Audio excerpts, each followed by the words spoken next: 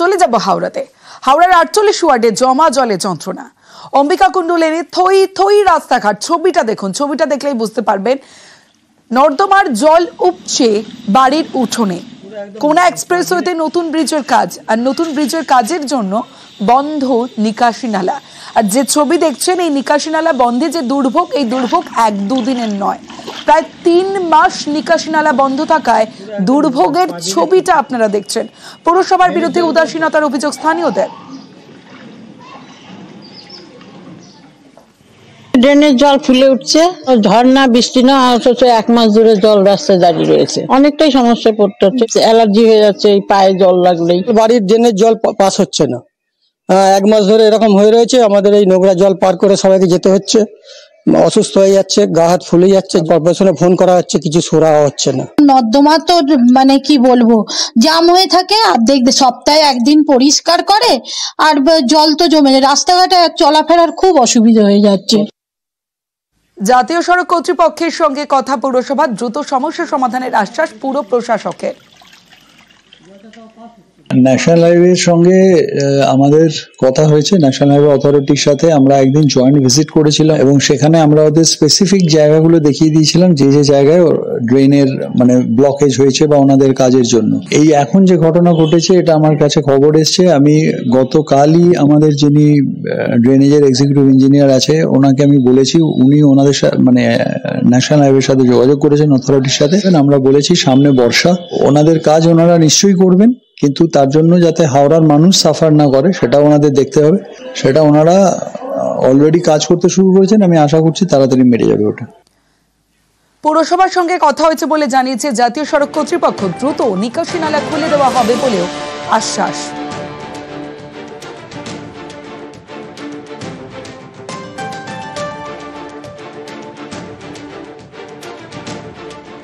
অন্যান্য খবরের দিকে, রাষ্ট্রপতি শাসনের সুপারিশ রাজ্যপালের। মুর্শিদাবাদে অশান্তি নিয়ে রিপোর্ট সিভি আনন্দ বোসের। পরিস্থিতির অবনতি হলে রাষ্ট্রপতি শাসনের সুপারিশ স্বরাষ্ট্রমন্ত্রকে রিপোর্ট জমা রাজ্যপাল সিভি আনন্দ বোসের। রাজ্যপালের রিপোর্টে পুলিশি ব্যর্থতার অভিযোগ। গ্রামবাসীদের দাবি মতো বিএসএফ পোস্টের সুপারিশ। সীমান্ত লাগোয়া অশান্ত এলাকায় বিএসএফ পোস্টের সুপারিশ রাজ্যপাল সিভি আনন্দ বোসের। রাষ্ট্রপতি শাসনের সুপারিশ রাজ্যপাল সিভি আনন্দ বোসের। মুর্শিদাবাদে অশান্তি নিয়ে রিপোর্ট বোসের। আর সেখানেই মুর্শিদাবাদের ওয়াকফ আইনের বিরোধিতায় অশান্তিতে পুলিশি ব্যর্থতা। স্বরাষ্ট্র মন্ত্রকের যে রিপোর্ট, সেই রিপোর্ট রাজ্যপালের সীমান্তবর্তী যেসব এলাকায় অশান্তি, সেখানে কেন্দ্রীয় বাহিনী মোতায়েন অথবা বিএসএফ এর সুপারিশ। রাজ্যের আন্তর্জাতিক সীমান্তে জঙ্গি কার্যকলাপ মোকাবিলা বড় চ্যালেঞ্জ। রাষ্ট্রপতি শাসনের সুপারিশ। মুর্শিদাবাদ এখনো ভয়ের পরিবেশ রয়েছে। স্বরাষ্ট্র মন্ত্রকের যে রিপোর্ট রাজ্যপাল দিয়েছেন, সেখানে পরিস্থিতির অবনতি হলে রাষ্ট্রপতি শাসন সুপারিশ। স্বরাষ্ট্র মন্ত্রকে যে রিপোর্ট দিয়েছেন রাজ্যপাল সিভি আনন্দ বোস, সেখানেই রাষ্ট্রপতি শাসনের সুপারিশ রাজ্যপাল সিভি আনন্দ বোসের।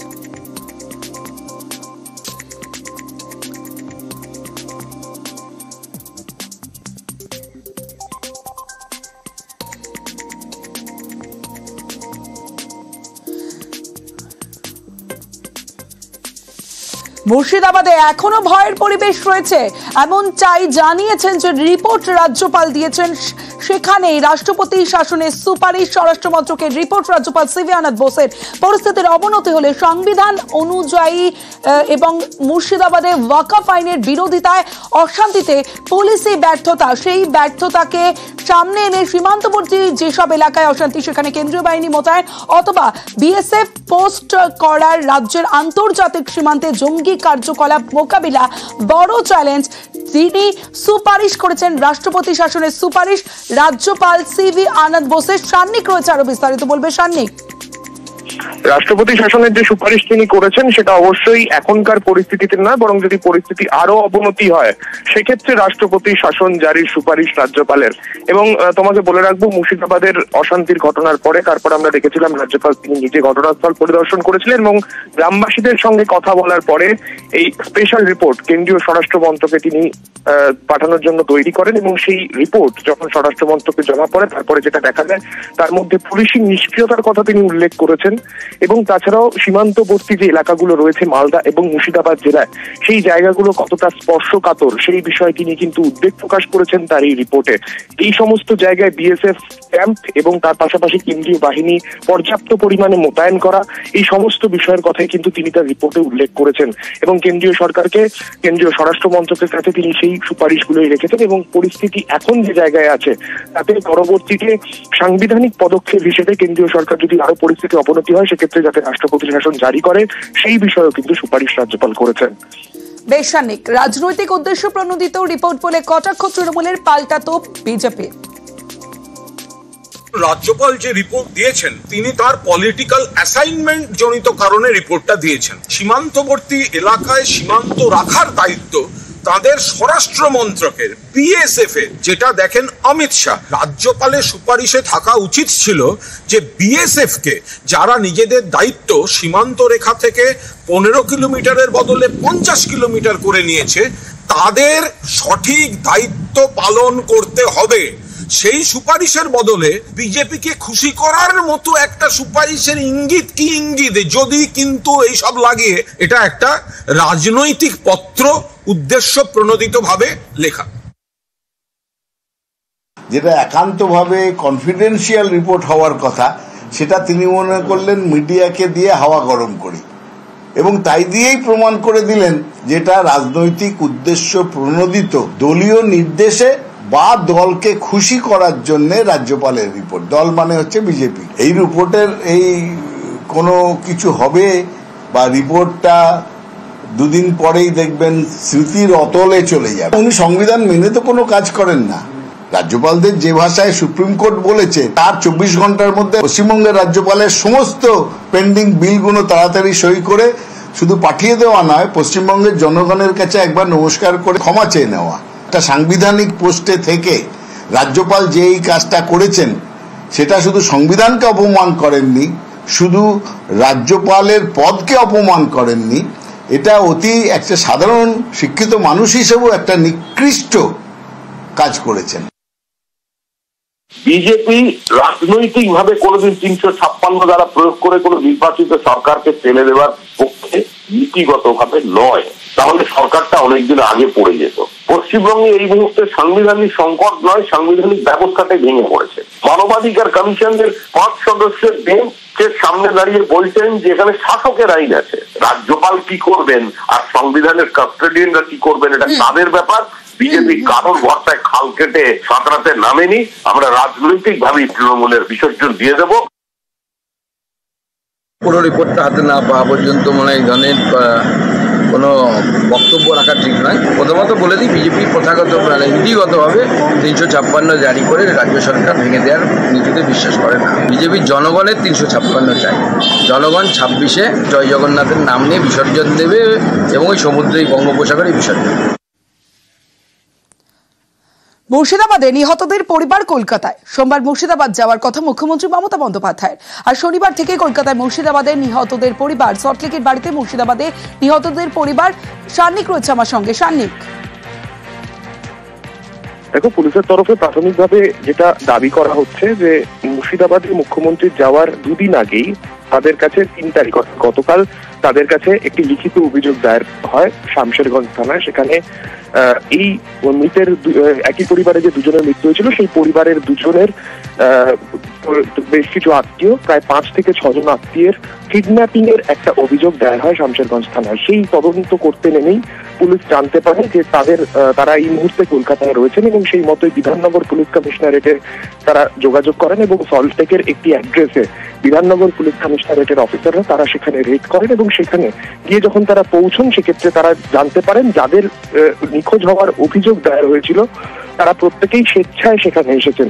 এক বিজেপি কর্মীর বাড়িতে তারা রয়েছেন, সেখান থেকেই তারা পরিকল্পনা করেছেন এরপরে কেন্দ্রীয় এজেন্সির কাছে এই গোটা ঘটনার অভিযোগ তারা দায়ের করবেন। সেই কারণেই তারা কলকাতায় এসেছেন। বিজেপির তরফে পাল্টা অভিযোগ করা হচ্ছে যে মূলত পুলিশের তরফে এই গোটা বিষয়টাই কিডন্যাপিং এর যে অভিযোগের কথা পুলিশের তরফে বলা হচ্ছে তা পুরোটাই সাজানো এবং এই মৃতের পরিবারকে ভয় দেখিয়ে তাদেরই কিছু আত্মীয় স্বজনকে দিয়ে তাদের এই কিডন্যাপিং এর অভিযোগ করানো হয়েছে। এই বিষয়ে দুপক্ষে দুরকম ভাবে বক্তব্য পাওয়া গেলেও এখনো পর্যন্ত পরিবারের তরফে যেটা বলা হচ্ছে, তারা এখানে স্বেচ্ছায় এসেছেন এবং কোনো রকম ভাবেই কেউ তাদেরকে জোর করে মুর্শিদাবাদ থেকে নিয়ে আসেনি। বেশ,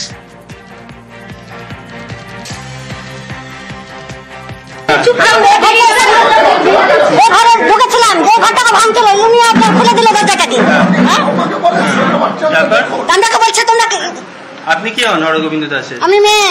আচ্ছা, আপনারা কবে থেকে আছেন এখানে? আমরা কালকে এসেছি। আমাকে ভয় দেখানো হচ্ছে, তো এখনো ভয় দেখানো হচ্ছে। শুভেন্দুর হেফাজতে পরিবারকে রাখতে চায় বিজেপি।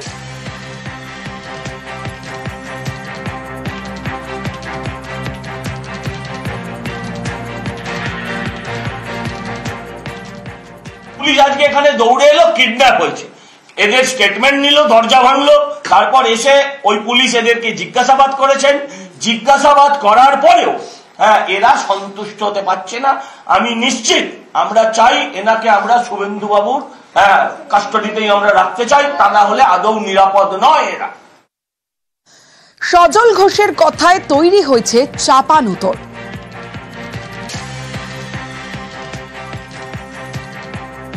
মৃতের পরিবার আজকে যারা আছে তারা তো আই উইটনেস, তারা পুলিশ থেকে পালিয়ে থাকলে কি করে হবে?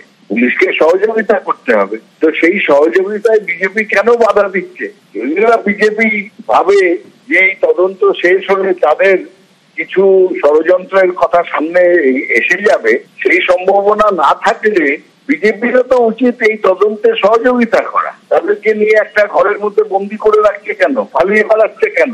রাজনীতি না করে তদন্তে সহযোগিতা করাটাই তাদের উচিত। একটু পরে আপনাদের সামনে তুলে ধরবো বিজেপির প্রতিক্রিয়াও।